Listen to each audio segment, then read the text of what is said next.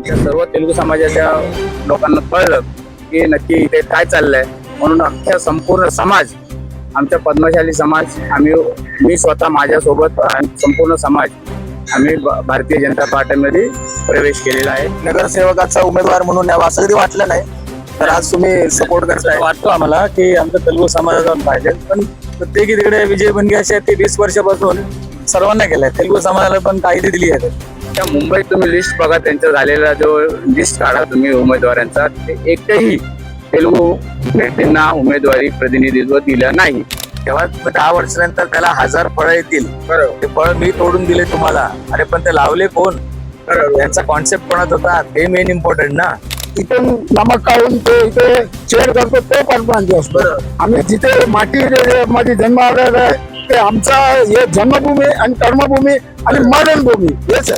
बहुत सारा ये silent Joan होना चाहिए एक्चुअली. स्कूल्स है नजदीक में और एक लाइब्रेरी की बहुत जरूरत है. बच्चे जब भी छूटते हैं यहाँ पे कोई एक ट्रैफिक पुलिस का रहना बहुत जरूरी है.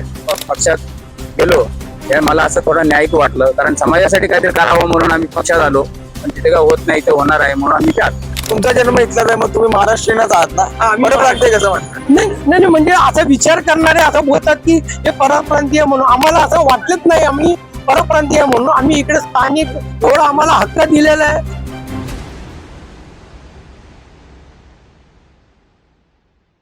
हाऊसिंग सोसायटीच्या पाण्याच्या टाक्या स्वच्छ करणारी मुंबईतील नंबर 1 कंपनी म्हणजेच लाईफलाईन सर्व्हिसेस. नमस्कार, मी हर्ष सावंत. आपण पाहत आहे साऊथ मुंबई न्यूज. आज आपण आलोय वरळी मतदारसंघात प्रभाग क्रमांक 195 मध्ये. 195 मध्ये 103 ते 114 या पूर्ण ज्या बिडिडी चाळी आहेत, या बिडिडी चाळीमध्ये तेलुगू मतदारसंघ खूप मोठ्या प्रमाणात आहे. आणि आता सध्या निवडणुकीच्या दृष्टिकोनातून त्यांचे काही प्रश्न आहेत, त्यांच्या काही मागण्या आहेत, काही त्यांचे महत्वाचा दृष्टिकोनही असू शकतो किंवा काही गरजाही असू शकतात. तर आपण जाणून घेणार आहोत पूर्ण सखोल चर्चा या व्हिडिओच्या माध्यमातून. आपण त्यांच्याशी पूर्णपणे चर्चा साधणार आहोत, कारण आपल्याला कळायला पाहिजे यांच्या मुख्य गरजा काय आहेत. तर सर्वप्रथम आपलं नाव सांगा. मी सुरेश लक्ष्मण चौकुटला. मी 50 वर्षापासून माझा जन्म झालेला. म्हणजे पूर्ण आधी, म्हणजे खूप आधीपासून तुम्ही वास्तव्याला आहात, म्हणजे फॅमिली म्हणजे ओके. आम्ही इथे मुंबईलाच आहे आणि लहानपासून आम्ही इकडे वरलीमध्ये. माझा विकासा म्हणून मी देणार आहे. विकास कोणी केले त्यांना मी मत देणार आहे. आणि आज आमच्या वरलीमध्ये अनेक वर्षापासून आमच्या विभागामध्ये ज्या टायमाला आमचे सचिन भाऊ होते 15 वर्षापासून, त्यांनी आमच्या विभागामध्ये म्हणजे बाथरूमचा प्रश्न होता आणि पाण्याचा प्रश्न होता. त्यांनी भरपूर आमच्या मध्ये इकडे सोडवलेलं आहे.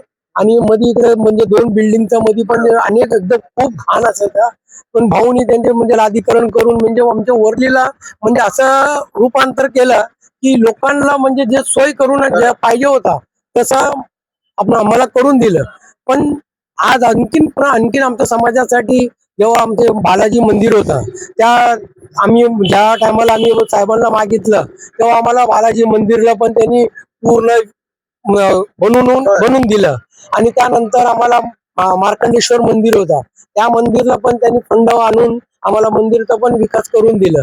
त्यानंतर आमच्या समाजाचा प्रश्न होता, आम्ही समाजाला घेऊन गेलो होतो तेव्हा समाजाचा पूर्ण समाजाचं नाव सांगा. पद्मशाली समाज होता. पद्मशाली समाज 108 मध्ये समाजाचं रिन्युएशन करायचं होतं. त्यांनी आम्हाला कुठलाही बघता आम्हाला तेलुगू समाजाला पूर्ण न्याय करून त्यांनी भाऊने आम्हाला एवढा व्यवस्थित बनवून दिला. ते आम्हाला जे विकास केले म्हणून आम्ही आज छाती टाकून पण आम्ही बोलू शकतो. आज आमच्या वरलीमध्ये आम्ही ज्यांच्या बरोबर राहतो त्यांनी आमचा खूप मदत केलेलं आहे. त्यांनी आम्ही आज पण उद्या आम्ही जेव्हा मतदान करायचं असेल तर आम्हाला मत कसं करणार, म्हणजे आज वरलीमध्ये काम केले म्हणून आम्ही मत देणार आहे.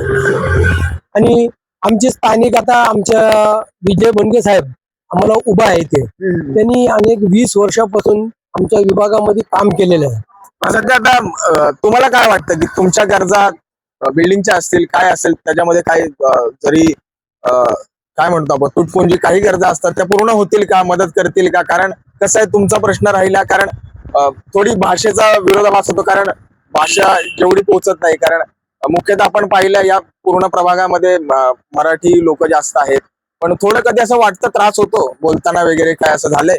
नाही, आम्हाला कधी मराठी आणि तेलुगू आम्ही इथे कधी बघितलंच नाहीये. आम्ही एक परिवार सारखं आम्ही सगळ्यांनी मिळून इथे राहतो आणि कधी आम्हाला कुठलाही त्यांना मराठी भाषांना पण काय सुखदुःख असेल तर आम्ही त्यांच्यामध्ये सहभागी होतो. आमच्यात काय सुखदुःख असेल तर ते आमच्या सहभागी होतात.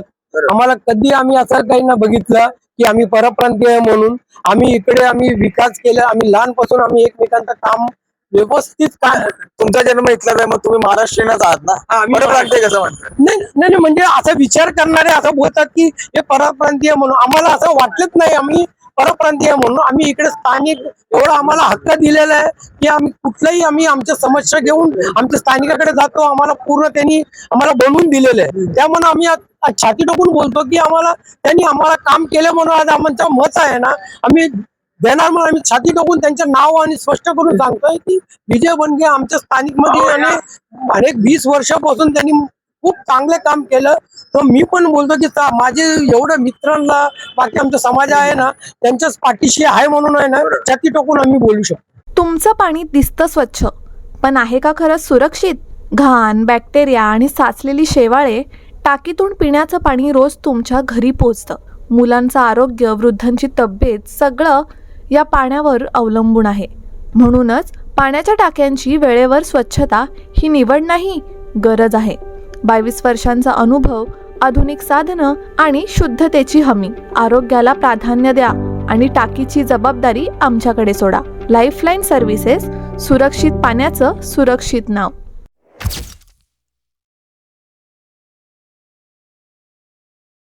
अपन दो शब्द बोलो, क्या है आपका, जरूरतें क्या है? इस हिसाब से मान लो अभी जो जो रह रहा है डेवलपमेंट, अब देखो अभी ये साइड लाइन देखो, यहाँ पे मतलब कुछ दिक्कत है या कुछ पानी का वगैरह कुछ समस्या रहता है या नॉर्मली कुछ होता है, कुछ अच्छा खासा वो देख रहा है कोई? हाँ, सब देख रहे हैं. हमारा जो अभी स्थानिक खड़ा है ना, ये बन गया साहब. जो भी समस्या होता है हम लोग उसको ऑफिस में जाते हैं, उधर बोल के अब 1-2 दिन के अंदर हमारा प्रॉब्लम सॉल्व करके दे. मैं अभी कल ही आया था, वहां पे बाइट लिया था, वहां पे गया तो बोल रहा है बीजेपी वाले देखते हैं, ऐसा क्यों? वो पता नहीं, लेकिन हमारा प्रॉब्लेम तो हमारा विजय बनगे साहब ने सॉल्व किया. दुसऱ्या मुद्द्यावर येऊया, कारण महत्वाचा प्रश्न असतो, त्यांना समाज मंदिर हवंय त्यांच्यासाठी. त्याचा खूप महत्वाचा प्रश्न आहे. ते आधीही सांगत होते की आम्हाला समाज मंदिराची गरज आहे, पण आता सध्या आपण पाहतोय रिडेव्हलपमेंटचा विषय पण सुरू आहे. पण त्या मुद्द्यांवर तुम्ही स्पष्ट केलेत का की आम्हाला आमच्या गरजा काय आहेत, समाज मंदिर हवंय असं सांगितलंय का? मी सहदेव भोगा, माझा इथे कोचिंग क्लासेस आहे. 40 वर्षापेक्षा मी इथे वरळीमध्ये, माझा जन्म झालेला आहे प्रभादेवी म्हणजे मुंबई. तरीपण म्हणजे 55-60 वर्ष आमचं होतं इथे जन्म झालेला आहे, इथेच राहिलेला आहे. म्हणजे आम्ही भूमिपुत्र आहे. आम्ही आले आमचे आजोबा वगैरे. तुमचा जन्म इथला तर तुम्ही महाराष्ट्रात झाला ना? महाराष्ट्र आहे. आम्ही बोलतो, तुम्हाला मराठी पण येते चांगलीच. बोलतो तर माहिती काय, जिथे आम्ही राहतो त्या भाषा, तिकडचं जे कल्चर असेल ना ते आपल्याला अडॉप्ट करायलाच पाहिजे. आणि मी करतो, आम्ही साजराही करतो, काही असू दे, सण असू दे, काही असू दे. ओके. तो ह्या इथे स्थानिक आता आमचे मित्र म्हणाले ते तिकडे की काय कशा प्रकारचे आमदार आमचे सचिन भाऊ होते जेव्हा, काय काय म्हणजे इथे डेव्हलपमेंट वगैरे. तेव्हा म्हणजे पूर्ण जेव्हा ते होते तेव्हा लक्ष तुमच्याकडे दिलं जात होतं, पण आता कारणास्तव काही थोडं दुर्लक्ष होतंय तुमच्या गरजांकडे देखील, असं वाटतंय का?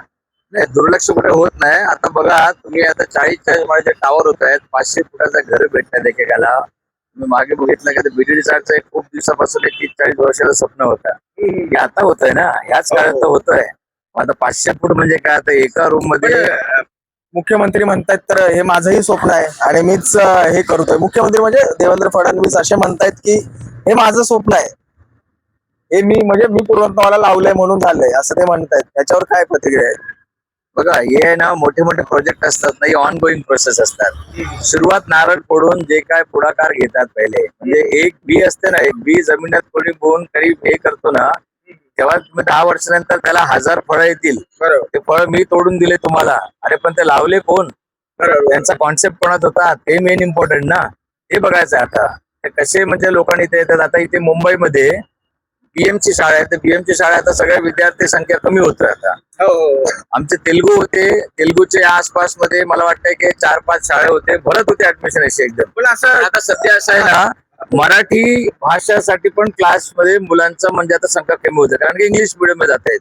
तर आमच्या इथे आज बघा, पाण्याचं असू दे, काही असू दे, या इथे एक शाखा आहे. त्या तिथे आमचं एक शाखा प्रमुख होते विजय बनगे. 20-25 वर्षापासून त्यांचं काही अपेक्षा नाही. कोणी आले, कित्येक लोक आले, नगरसेवक झाले, कित्येक आमदार झाले, हे झाले, खासदार दोनदा गेले, पण त्यांचा काही नव्हता. पण यावेळी त्यांना संधी मिळाली. त्यांनी कधी काय कोणाला विचारलं नाही. 24 तासामध्ये फायर ब्रिगेड असू दे, पोलिसांचं असू दे, काही असू दे, लोकांना 100 नंबर फिरवायचा घाबरायचे, पण शाखेत यायचे, बाबा माझा हे प्रॉब्लेम आहे. तर ते 100, 101, 102 तोच नंबर, तिन्ही नंबर विजय बनगेचा असा होता. तर तो माणूस आम्ही बघतोय की तसा माणूस म्हणजे हा हवाय. हा खासदार आमदाराचा इलेक्शन नाही, हा बीएमसी का इलेक्शन आहे, हा महानगरपालिका आहे. या इथे पाण्याचं असू दे, गटर असू दे, रोड असू दे, कॉन्क्रिटीकरण आहे, हा हे डेव्हलपमेंट असेल, ते अशा प्रकारे गार्डन्स नाही, तिथे गार्डन्स हवा मला, हे सगळे आम्हाला जे म्हणणे आहेत ना, लक्ष देणार आहे. आणि आम्ही स्वतः त्यांना एक शब्द टाकलं तर त्याचा काही म्हणजे पेंडिंग नसतो. उद्या करायचं असेल ना, ते आज काम करणारे लोक आहेत. तर तसा माणूस आम्हाला मिळालाय. तर त्यांना आम्ही पूर्णपणे आम्ही सहयोग करतोय आणि ते 100% त्यांचा आता आजच बघतो त्यांचा प्रतिसाद कसा आहे एकदम. So he definitely is going to win असं आहे. महानगरपालिका निवडणुका आता जाहीर झाल्या आहेत आणि तुमचा आवाज लोकांपर्यंत पोहोचण्याची हीच योग्य वेळ आहे. आजच्या डिजिटल युगात पॉडकास्ट हे सर्वात प्रभावी माध्यम आहे, जिथे फक्त बोलणं नाही तर तुमचा विजन लोकांपर्यंत पोहोचतोय. तुमची विचारधारा स्पष्ट मांडता येते, मतदारांशी थेट कनेक्शन तयार होतंय आणि डिजिटल प्रचाराला मिळते मजबूत सुरुवात. रोकटोक महाराष्ट्र या सदरवर तुमचा मुद्दा, तुमचं मत आणि तुमचा आवाज थेट जनतेसमोर. उशीर न करता आजच तुमचा पॉडकास्ट मुलाखत बुक करा आणि निवडणुकीच्या रणांगणात डिजिटल आघाडी मिळवा. स्लॉट बुक करण्यासाठी संपर्क करा 8108711318. मॅक्स स्टुडिओ, जिथे तुमचा आवाज बनतो तुमची ताकद. मराठी तर मी काय म्हणतोय, तुम्हाला असं कधी वाटलं नाही की माझ्या समाजातून एक नेता पुढे यावा, नगरसेवकाचा उमेदवार म्हणून यावा, असं कधी वाटलं नाही? तर आज तुम्ही सपोर्ट करताय. वाटतो आम्हाला की आमचं तेलुगू समाजाचा पाहिजे, पण प्रत्येकी तिकडे विजय बनगे असे ते 20 वर्षापासून सर्वांना केलंय. तेलुगू समाजाला पण कायदे दिली आहे. आमचा एक हे ड्युटी असते की त्यांना आपण काय देऊ का. आणि जो माणूस 20 वर्षापासून तो ना तेलुगू बघत आहे ना मराठी बघत नाहीये, नुसता काही प्रॉब्लेम होईल. आता 2 वर्ष अगोदर इथे पाणी भरलेला, या सर्व दुकानात पाणी शिरतो. म्हणजे पावसाळ्याचा सकाळचे बीएमचे नसतात, गटार काढून कांडी मारून साफ करणार तो विजय बनगे होता. पण आता असं वाटतं का की आपली जी तरुण पिढी आहे, पुढची पिढी जी म्हणजे न्यू जनरेशन आहे, त्यांच्यामध्ये काही हे यावं का, म्हणजे नवीन राजकारणाबद्दल असू द्या किंवा आपलं समाजकारण आहे किंवा आपलं जे हे आहेत अनुसरून तेलुगू समाज आहे, त्याच्या दृष्टिकोनातून असं वाटतं का मुलांनी पुढे यावं? आता तुम्ही बोलताय त्याप्रमाणे तुमची मुलं बोलतील का या प्रश्नांवरती? असं वाटतंय का कधी पुढे बोलणार आहेत का, असं कधी वाटतं? बोलणारच आहे ना, कारण आमच्या नंतर आमचे जे मुलं त्यांना माहिती आहे.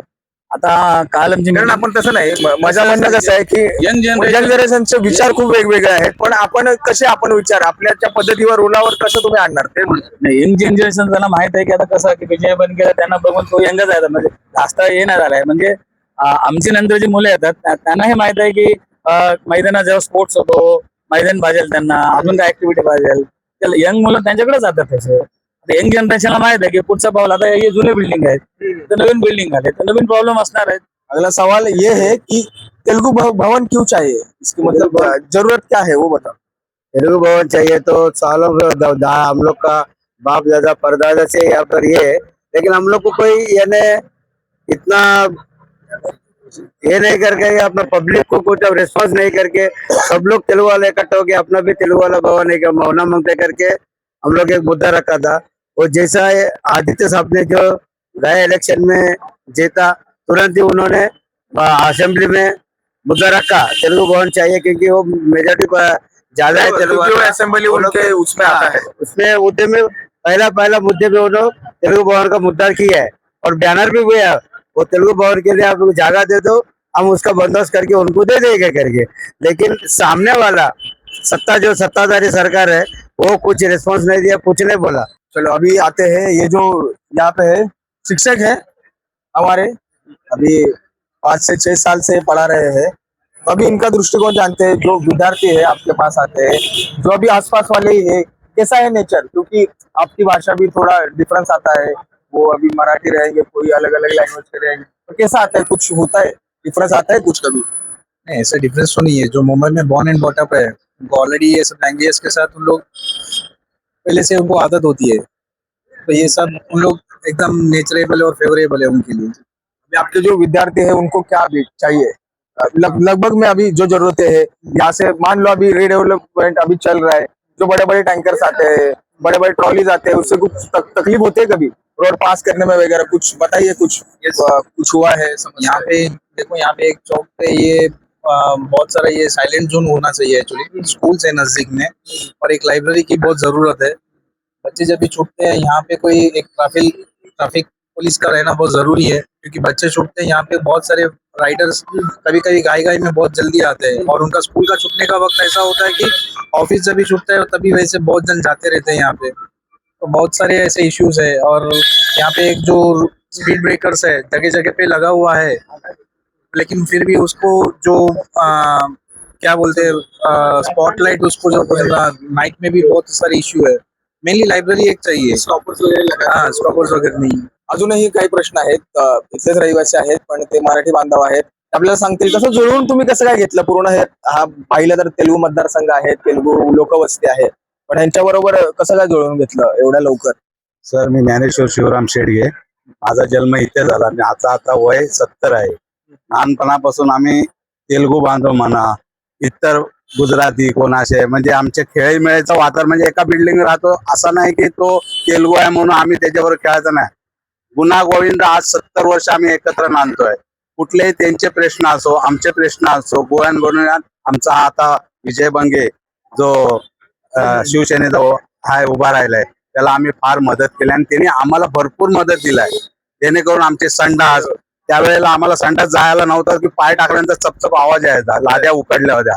त्यांनी पूर्ण बिल्डिंगच्या लेडीज जेंट्स असे 4-8 संडास बांधून दिले. त्यानंतर आमचे बांधव लास्ट माळ्यावर राहतात, तेलुगू बांधव मला मराठी, पावसाळ्या दिवसात एकदम गळती चालू होते, त्यावेळेला त्याला एका शब्दाने सांगायचो आम्ही, विजय बंगे गळती आहे. त्यावेळेला ते डांबरीकरण करणं, बाऱ्या तुटल्या किंवा पायाचे पत्रे पावसाच्या आतमध्ये पाणी येते, अशा भरपूर वस्तू केल्या आहेत. तर आमच्या मनात तो हृदयात रुतलाय विजय बंगे. तर आम्ही असा निश्चय केलाय, म्हणजे माझा कुटुंब जेवढे मतदारसंघ आहेत तुमचा सगळ्या विचार, तर त्याला आम्ही अगदी एकदम जोर लावून म्हणतात ना, तसा आम्ही त्याला विजय करणारच. नावात विजय आहे त्याप्रमाणे तो विजय होणार.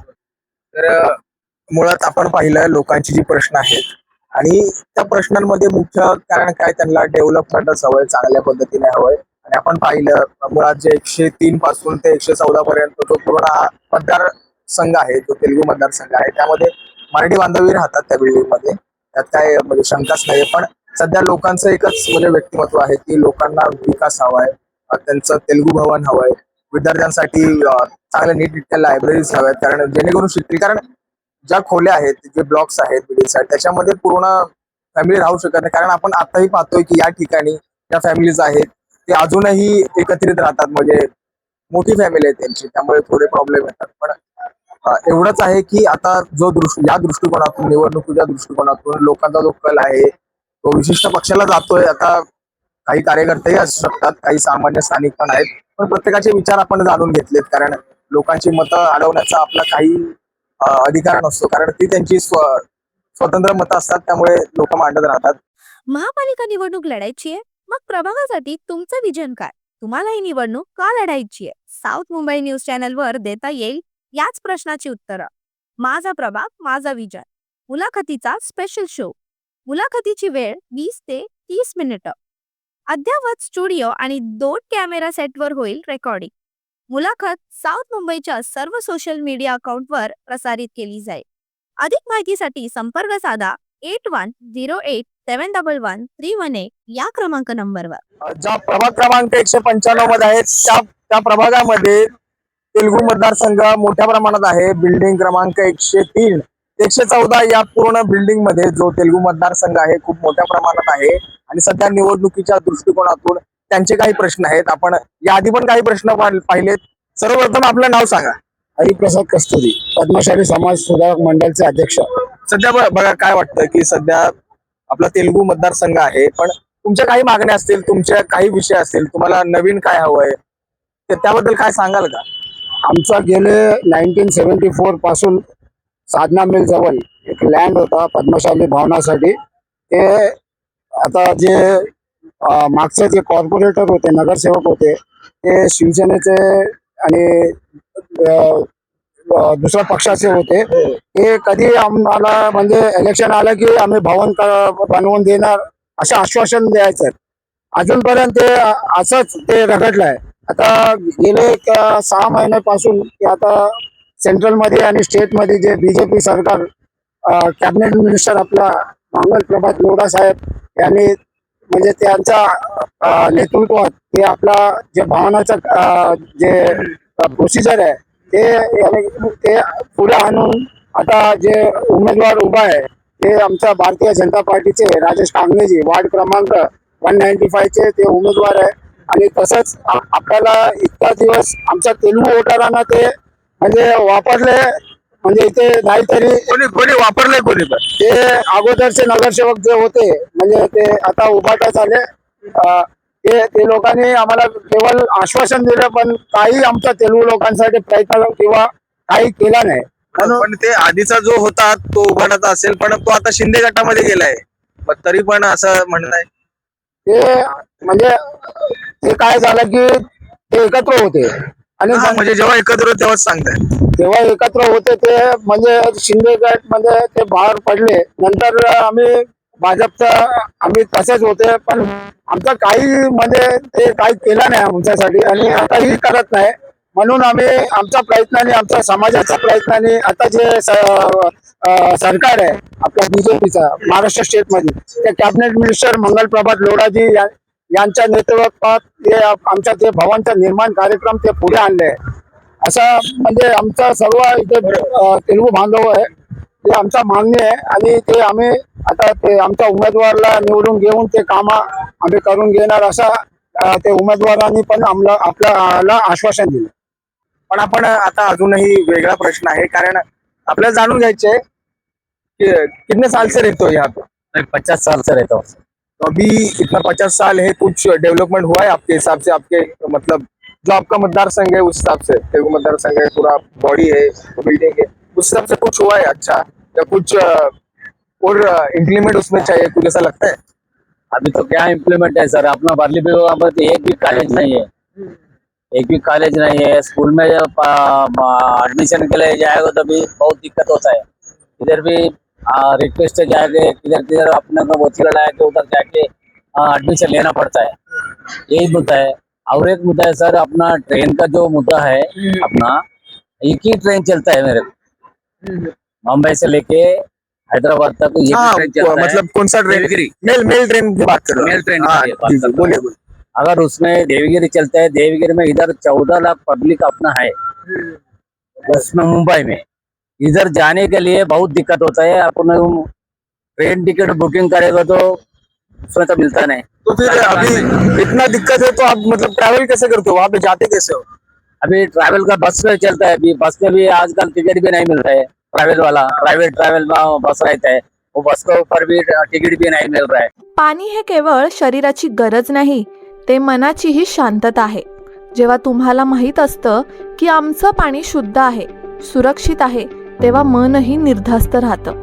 गेली 22 वर्षे टाकी स्वच्छतेचं काम जबाबदारीने करत आहोत. नियमित सेवा, अनुभवी टीम आणि कायद्याची पूर्ण पूर्तता. स्वच्छता आमच्यावर सोडा आणि निश्चिंत रहा. लाईफलाईन सर्व्हिसेस, मनशांतीचं पाणी.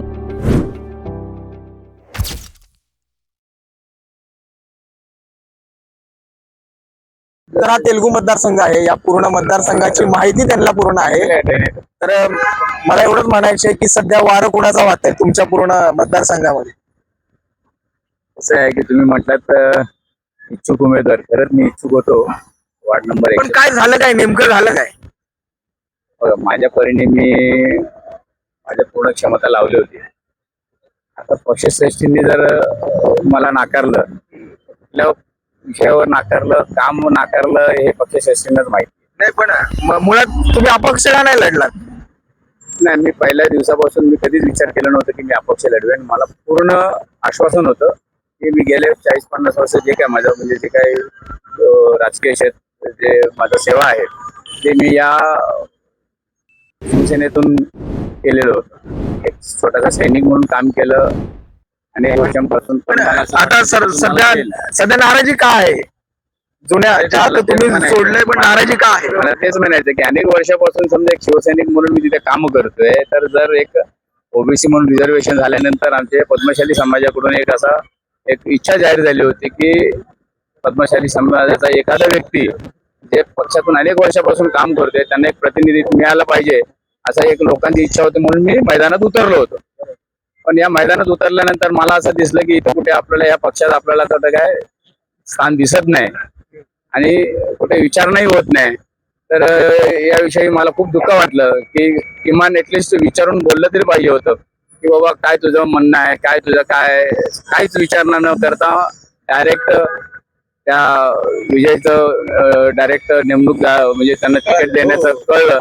त्यांना हा तर आपल्या लक्षात आलं की कुठे आपल्याला दिसत नाही, आपल्या समाजाचं कुठे काय उन्नती होईल असं दिसत नाही. मला हे पण असं वाटलं कदाचित मला नाही दिलं तर माझ्या बाजूला माझी ताई शारदाताई पण इच्छुक होती. मुंबईत अनेक ठिकाणी तेलुगू लोक इच्छुक होते उभाटातून. पण अख्ख्या मुंबईत तुम्ही लिस्ट बघा, त्यांचा झालेला जो लिस्ट काढा तुम्ही उमेदवारांचा, तिथे एकही तेलुगू व्यक्तींना उमेदवारी प्रतिनिधित्व दिलं नाही. पण मला असं वाटलं की जर एकाही तेलुगू व्यक्तीला अख्ख्या मुंबईत तुम्ही जर प्रतिनिधित्व देणार नसाल, ठीक आहे आमदार खासदारकीला तुम्ही नाही देऊ शकत, आम्ही मान्य केलं. खालच्या स्तरावर ज्या छोट्या छोट्या नगरसेवकाच्या पदावर जर तुम्ही आम्हाला नाही दिलात, मग कधी देणार आम्हाला? कोणाला देणार? तर आमच्यासारख्या कार्यकर्त्यांना 30-40 वर्ष आम्ही सैनिक म्हणून राहून झालेल्या लोकांना नाही देणार तर मग कोणाला देणार?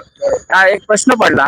आणि आम्ही अनेक वर्षापासून गेला शिवसेना पक्ष स्थापन झाल्यापासून शिवसेनेला तेलुगू समाज हा फळ होता. आता हळूहळू आम्हाला कळायला लागलाय की पक्षाचं आमच्यावर काय प्रेम आहे, या प्रेमाच्या याच्यावर आम्हाला काय मोबदला मिळणार आहे हे आज लोकांना लक्षात आलंय. मलाही नाही, आमच्या सर्व तेलुगू समाजाच्या लोकांना कळलं की नक्की इथे काय चाललंय.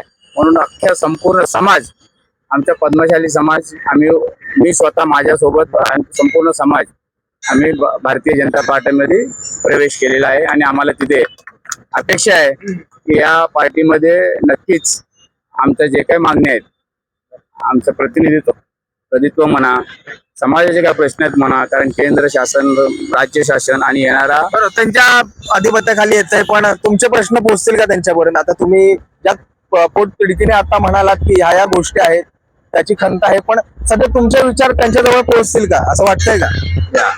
कसं आहे की बघा, या आधी पण मी दुसऱ्या पक्षात असताना, उभाटामध्ये असताना आम्ही सर्व प्रश्न वरच्या लेवलला पोहोचवायचा पूर्ण प्रयत्न केला. तर त्यांच्या परीने आपल्याला काय रिझल्ट मिळाला हे तुम्हाला दिसतच आहे. पण ह्या पक्षामध्ये जेव्हा आम्ही शिवसेनेत काम करत असताना भारतीय जनता पार्टी आमच्याबरोबर मित्र पक्ष होता, त्यांच्यासोबतही आम्ही भारतीय जनता पार्टीमध्ये आम्ही काम केलेलं आहे. मला अनुभव आहे की या पक्षातून, भारतीय जनता पार्टीच्या पक्षातून आम्ही जे काय मागणी करू, कारण आम्ही एक विषय ठेवला होता समाजाच्या वतीने की समाजाचा एक जागा काही वर्षांपूर्वी आम्हाला मिळाला होता, तर काय कारणामुळे आम्ही मिळू शकलो नाही. पण तो विषय आम्ही भारतीय जनता पक्षाच्या समोर ठेवल्यानंतर आम्हाला किमान 6 महिन्यामध्ये आम्हाला एक रिझल्ट मिळाला की एखाद्या टेबलावर हा विषय आमचा पोहोचला. त्या अनुषंगाने आम्हाला असं वाटतं की खरोखर मनापासून मंगलजी प्रभात लोढा म्हणा, ते तिकडचे पालकमंत्री आहेत, त्यांच्या अखत्यारीतला विषय आहे, म्हणून आम्ही त्यांच्याकडे जो विषय ठेवला तर ते म्हणाले की 100% तुम्हाला मिळवून देण्याचा आम्ही पूर्ण प्रयास करू. आणि आता जे काही पेपरवर्क त्या लोकांनी केलं, ज्या ज्या ठिकाणी बैठका झाल्या, ते आम्हाला असं वाटतं की आमच्या समाजाचा जे काही अति महत्वाचा जो विषय आहे तो आम्हाला सक्सेस होऊ आणि आम्ही समाजाला न्याय देऊ. आणि मी त्या पक्षात गेलो हे मला असं थोडं न्यायिक वाटलं, कारण समाजासाठी काहीतरी करावं म्हणून आम्ही पक्षात आलो. पण तिथे काय होत नाही, ते होणार आहे म्हणून आम्ही ते आलो. महानगरपालिका निवडणुका आता जाहीर झाल्या आहेत आणि तुमचा आवाज लोकांपर्यंत पोहोचण्याची हीच योग्य वेळ आहे.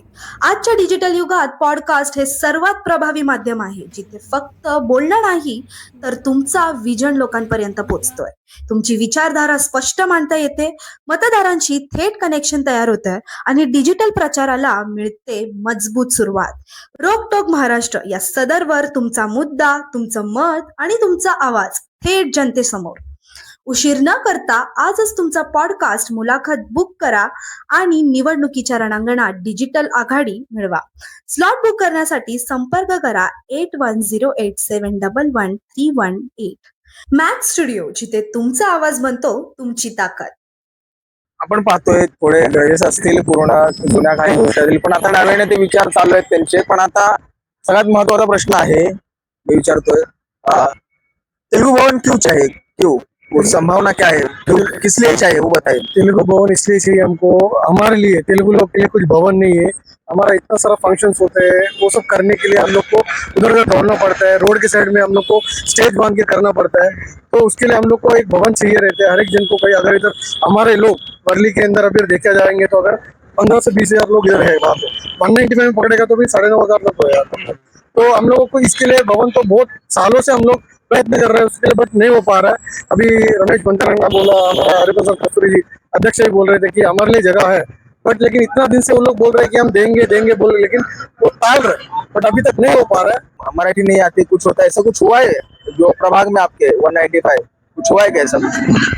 कुछ टाइम ऐसा हुआ आहे, तुम्हाला मराठी येत नाही, मराठी बोलायला येत नाही, तुम्ही मराठी बोलत पण नाही, असं नाही आहे की आम्ही बरं नाही, म्हणजे लोकांनी जे वहाँ के स्थानिक है उन्होंने सपोर्ट किया है, मतलब जो तेलुगु एक्सेप्ट किया है कि ये लोग है, मतलब रह रहे तो हमारे ही लोग, ऐसा एक्सेप्ट किया है या कभी कुछ उल्टा सीधा कुछ हुआ है? उल्टा सीधा बोला है, वो भी बहुत सारे केस से इन्सिडेंट ऐसा हुआ है की तुम्ही परप्रांतीय आहे आणि असं जे इन्सिडेंट आमच्याकडे आहे, आम्ही बोलू शकत पण त्याच्यामध्ये कोण बोललेलं आहे आता नाव घेत नाही आम्ही. असं नाव नका घेऊ, पण आता तेव्हाची गोष्ट आणि आताच्या गोष्टीमध्ये किती फरक आहे? फरक तरी हाय. आता आमच्या आता भाजपा आल्यानंतर असं भाजपमध्ये असं होतं की नॅशनल पार्टी आहे, इथे परप्रांतीय कधी बघत नाही आणि या पार्टीमध्ये जे टॅलेंट आहे, जे म्हणजे कुठे पण जाऊ शकतोय, पुढे जाऊ शकतोय, याच्यामध्ये त्यासाठी भाजपा नॅशनल पार्टी आहे म्हणून सगळे त्यांच्याकडे त्याच्यामध्ये आलेले आहे. बिहार निवडणुकीत फेसबुक मध्ये त्यांचाच पोस्ट आहे, परप्रांतीयांना जिंकू देऊ नका असं म्हणून लिहिलेलं आहे. पण का असं का म्हणतायत, का द्वेष काय आहे, तुम्हाला काय वाटतं? आम्ही मराठी आहे, माझा जन्म हे बघा, मी ते नाही बोलत आहे, तुम्ही स्थानिक आहात, तुम्ही तुमचा जन्म इकडचाच आहे, पण प्रश्न काय असं का वाटतंय अजूनही की तुम्ही परप्रांतीय वाटायला? आम्हाला नाही वाटत, पण आता जे उमेदवार उभा आहे ना तो म्हणतो की परप्रांतीय आहे. आम्हाला कधी वाटत नाही, आम्ही मराठीच आहे आणि महाराष्ट्रामध्ये जन्माला आहे. आमच्या 5 पिढी गेल्या, म्हणजे आम्ही 100 वर्ष झालं किमान इथे. हे ब्रिटिशांनी उभं केलं ना 1924, त्या वर्षापासून आम्ही इथे म्हणजे पिढी इथे आम्ही इथे स्थानिक आहे आणि आम्ही परप्रांतीय कसं होणार. त्यांचं हे फेसबुक मध्ये जे टाकलं आहे ना हे म्हणजे कोणी म्हणजे आम्ही भाषिक तेलुगू असेल पण आम्ही इकडचं आहे, म्हणजे इकडचं नमक खातो म्हणजे आम्ही इकडचंच आहे. आम्ही काय कधी बोललो नाही की आम्ही तेलंगणाचं आहे किंवा आंध्राचं आहे. माझं एज्युकेशन पण इथे झालंय, सर्व इथे झालंय, माझं कुटुंब इथे सेटल आहे, सर्व इथे सेटल आहे. तरी पण आम्हाला असंच बघतात की परप्रांतीय, कुठचा परप्रांतीय, परप्रांतीय कोण असतो? जो इथून नमक काढून ते इथे शेअर करतो तो परप्रांतीय असतो. आम्ही जिथे माती मध्ये जन्म आलेला आहे ते आमचा हे जन्मभूमी आणि कर्मभूमी आणि मरणभूमी हेच आहे. मतदान देत आपण, पण त्याच्यामध्ये निष्पन्न असं झालंय की जो दोन गट आहेत त्याच्यामध्ये, एक UBT ला सपोर्ट करतायत, एक भाजपाला सपोर्ट करतायत. सध्या प्रश्न एवढाच बाकी आहे की या सगळं चुरशीनंतर सध्या लढत कशी होईल, त्यानंतर यांचा तेलुगु भवनाचा पिढा सुटणार आहे का, हॉस्पिटलचा प्रश्न असेल, त्यानुसार शाळा कॉलेजांचे देखील प्रश्न आहेत. त्याचबरोबरीने सगळ्यात महत्वाचा त्यांचा प्रश्न आहे की मुख्यतः त्यांचं जे गाव आहे ते तेलंगणाला आहे, त्या ठिकाणी एकच ट्रेन जाते, पण ट्रेनचे देखील अनेक मुद्दे आहेत. तर प्रश्न असा पडतो की या सगळ्या मुद्द्यांवर पुढे पाहणार कोण, आणि पुढे पाहिलं तर याचा पूर्ण तिढा सुटणार कसा हे पाहणं फक्त औत्सुक्याचं राहणार आहे. कॅमेरामॅन प्रतीक सोबत मी हर्ष सावंत, आपण पाहताय साऊथ मुंबई न्यूज, चेहरा मुंबईचा. धन्यवाद. साऊथ मुंबई विभागातील घडामोडी जाणून घेण्यासाठी साऊथ मुंबई न्यूज चॅनलला लाईक, फॉलो, शेअर आणि सबस्क्राईब करा आणि बेल आयकॉनवर क्लिक करून ऑल करायला विसरू नका.